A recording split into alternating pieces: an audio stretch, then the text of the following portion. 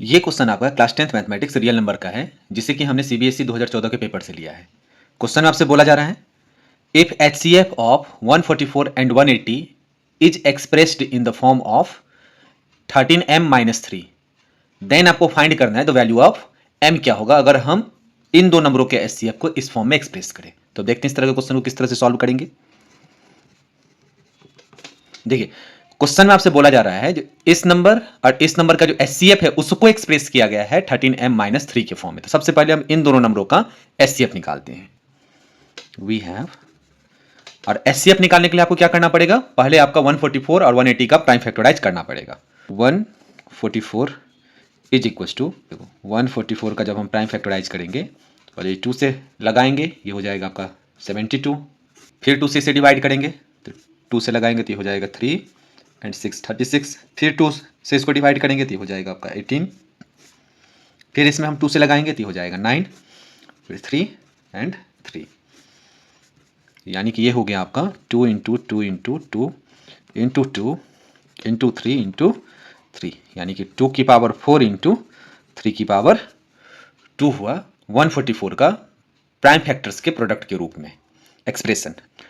अब हम क्या करेंगे, 180 का भी प्राइम फैक्टराइज कर लेते हैं एंड 180 इज इक्वल टू कितना हो जाएगा।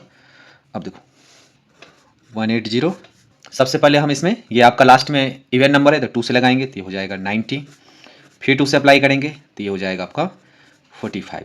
अब इसका सम आपका 9 होता है, यानी कि 3 से डिविजिबल है, तो पहले इसमें हम 3 से लगाएंगे तो ये हो जाएगा आपका 15, 3 जा होता है 45, फिर हम 3 से अप्लाई करेंगे तो ये आपका 5 होगा, 5 से करेंगे तो ये आपका 1 हो जाएगा, यानी कि इसे लिख सकते हैं 2 इंटू 2 इंटू 3 इंटू 3 इंटू 5, यानी कि 2 की पावर 2 इंटू 3 की पावर 2 इंटू 5 हो जाएगा। नाउ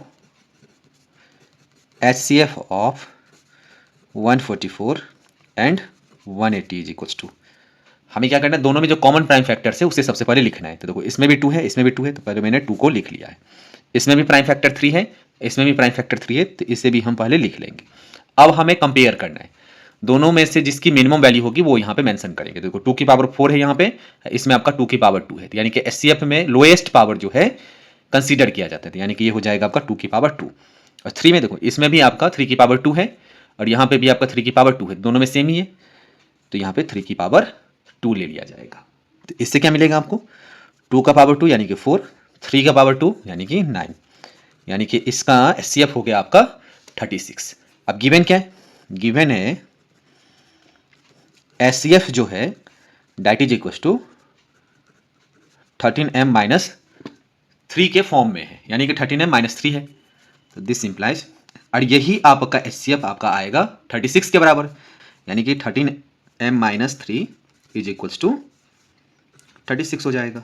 दिस इंप्लाइज यहां से हो जाएगा 13m इज इक्वल्स टू 39, इस -3 को इधर लेकर के जाएंगे तो ये 39 हो जाएगा, इसीलिए m इज इक्वल टू 39/13, यानी कि 3 आ गया, यही इसका आंसर होगा, इसीलिए